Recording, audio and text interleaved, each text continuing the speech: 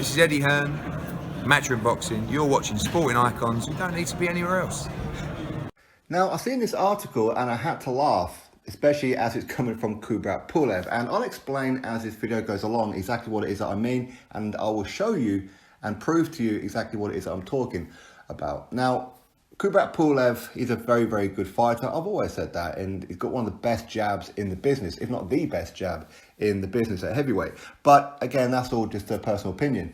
But with Kubrat Pulev, he's saying that Anthony Joshua is mentally weak. And that got my attention straight away, coming from Kubrat Pulev. And as I said, I'll explain it as I go along. But we'll get into Kubrat Pulev's statement first. So this is what Kubrat Pulev said about being asked, has Anthony Joshua recovered after being dropped 4 times by Andy Ruiz Jr, is what Pulev said. No, I don't think so. Mentality is something you are born with.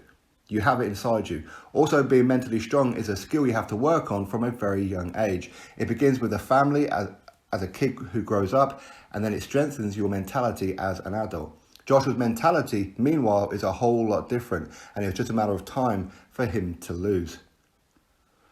So that is Kubrat Pulev's statement. Now, there is other bits and everything, but that's pretty much the backbone of what it is I want to talk about. So, I don't understand. I mean, first of all, Anthony Joshua, he's been fighting in front of 80,000 people, 90,000 people. That in itself takes a hell of a lot of mental strength to do so. Especially as, let's be honest, he's still learning. He's still very, very young into the professional game. But with Kubrat Pulev, he's been around for a hell of a long time. But the thing is, I mean, that's one way. So is Anthony Joshua weak because he's fighting in front of 80,000 people or 90,000 people? You have to say no, because that's a lot of pressure. It's also a lot of pressure when you've got virtually the entire country on your side, watching your every move. Not just in the boxing ring, but outside of the boxing ring too. That takes a lot of mental strength, let's be honest about it. Anthony Joshua, who became world champion in his 16th professional fight. Anthony Joshua, who took on Vladimir Klitschko in his 19th professional fight and unified the heavyweight division. And that's mentally weak. Okay. Anthony Joshua, who unified again against an undefeated Joseph Parker, but that's mentally weak. Anthony Joshua, who's offered huge paydays, more money than Deontay Wilder has ever seen in his entire life. But yet, that's mentally weak when he was trying to make the Deontay Wilder undisputed fight.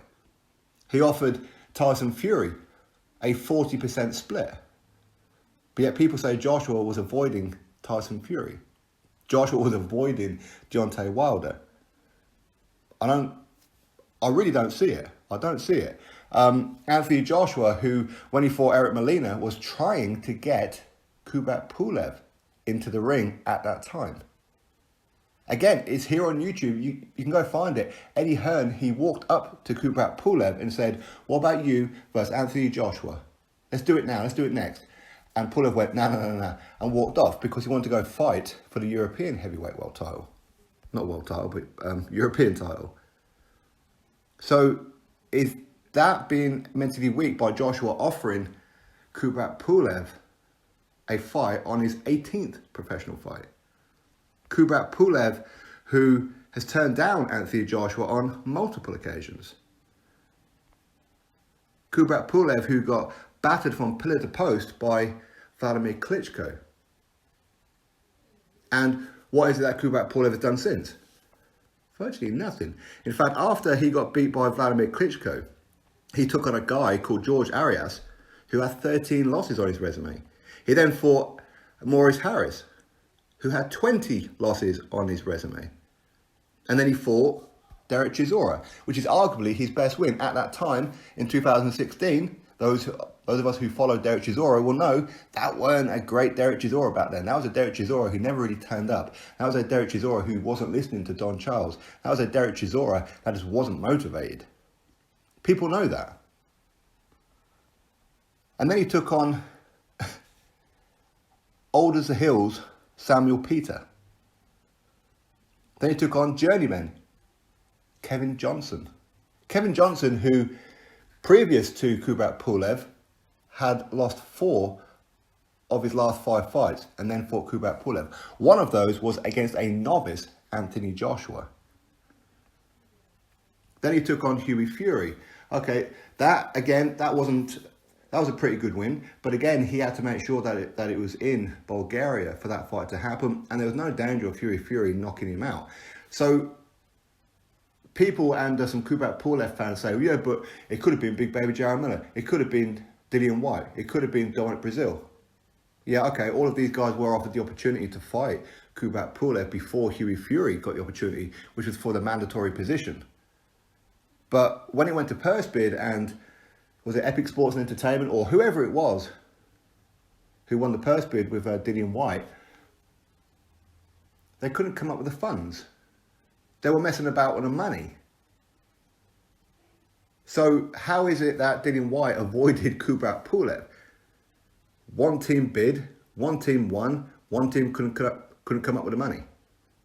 And they were all on the team of Kubrat Pulev. So how is it that it was Dillian Whyte that was messed about? What, should Dillian Whyte have fought him for free? Is that what he should have done? Kubrat Pulev, who was ordered to fight Anthony Joshua as the IBF mandatory, but as soon as it was ordered, he was like, well, I don't really know because my team, which is Team Sauerland, Calais and this, they weren't really talking to me. I didn't really know that I was meant to be fighting him next, and 10 weeks or whatever it was, just isn't enough time to train for a fight of this magnitude. Coming out of all kinds of excuses. In the press conference, never looked comfortable with Anthony Joshua. And then a little closer to the fight, oh, look at that, what a coincidence. Kubrat Pulev gets injured. So whether that injury was legit or whether it wasn't, I have absolutely no idea. But it all points to it going, but you never really fancied fighting Anthony Joshua. So when you're talking about mentality, who is it that's strong-minded and who isn't? You have to say Anthony Joshua is more strong-minded than Kubrat Pulev. And the receipts show that. Kubrat Pulev, even after he defeated Hughie Fury, became the mandatory, he never risked his position. In fact, he took on Bogdan Dinu. Bogdan bloody Dinu. Bogdan Dinu, who the fight before that lost to Jarrell Miller.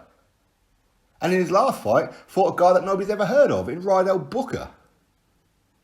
So I'm not too sure how, when he talks about mentality, that he can say Anthony Joshua's weak. Why? Because he got dropped to the canvas 4 times by Andy Ruiz Jr. Okay, yeah, he did. But doesn't it take some mental strength to get yourself up off that canvas? Which he did 4 times, even though he was out of it. That shot in round number 3, after he dropped Ruiz, and then he got clipped back when he went in for the kill, he couldn't recover from it. But he kept getting back up. And he took the immediate rematch and outboxed him. But yeah, people say, as in like some Tyson Fury fans, I love Tyson Fury too, but let's not go over the top here. People say that Tyson Fury, oh, he's got tremendous heart because he managed to get up against Deontay Wilder those 2 times. He managed to get up when he got dropped by Steve Cunningham. He managed to get up when he got dropped by Nevin Pajic. Yeah, he did. And that's true. And that does take a tremendous amount of heart. I agree. But Tyson Fury gets up, he's full of heart, he's a hero. Anthony Joshua keeps on getting up. What, he's a coward? He's mentally weak. Anthony Joshua, who got up off the canvas against Vladimir Klitschko and stopped Vladimir Klitschko. So you can't say that he's weak. But what we can say is with Kubrat Pulev, he seems to be the mentally weak one. He's never fancied the Anthony Joshua fight. He's never wanted it, which is a shame because his ability is very, very good. I don't pick him to beat Anthony Joshua, but I wouldn't be shocked or surprised if he did. I've always rated Kubrat Pulev. But the fact is that he's never been one for one to go out there and take risks. He's never been doing that. In fact, he's had, since he's lost to Vladimir Klitschko in 2014, so about 5.5 years ago, he's only had, 8, 9 fights? Because he just wasn't mentally ready. He wasn't mentally in it. Because that beating that Vladimir Klitschko gave him scared the life out of him. And then, of course, when he sees Anthony Joshua doing it in only his 19th professional fight, he gets scared. He's having nightmares about the same thing happening again. So when he's talking about Anthony Joshua, I don't see it. I don't see how Anthony Joshua is mentally weak. Why? Because he got beat by Andy Ruiz Jr. Okay. It happens. It's heavyweight boxing. It's supposed to happen. Anthony Joshua, who from his 15th professional fight took on Dillian Whyte, a guy that most people are avoiding and have avoided, have a history of avoiding. Deontay Wilder being the king of them all. Even Tyson Fury turned down Dillian Whyte and wanted to go fight Tom Schwartz instead and Otto Wallin. And that's a shame because that would have been a great fight. But it is what it is. So for Kubrat Pulev to say that Anthony Joshua is mentally weak, I don't know what he's getting at. Is it just hype? Probably. But when you compare the two, Anthony Joshua is head and shoulders above Kubrat Pulev.